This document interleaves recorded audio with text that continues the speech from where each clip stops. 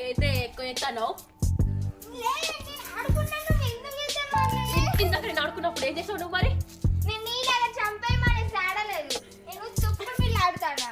అయితే ఏంది రే పబ్జి ఆడతాను గెలికినావు కదా, ఫోన్ గుంజుకుంటా చేసావు. నువ్వు ఎందుకు తీసేసినావు? నువ్వు నా ఆట గెలికినావు, అందుకే నీ ఆట గెలికినా. తప్పేంది? నువ్వు ఏంది నా జుట్టు పడతావు? నీ ఏంటి పిడికలు కొట్టే మొఖం దానా? ఏంటే చెత్త మొహం దానా?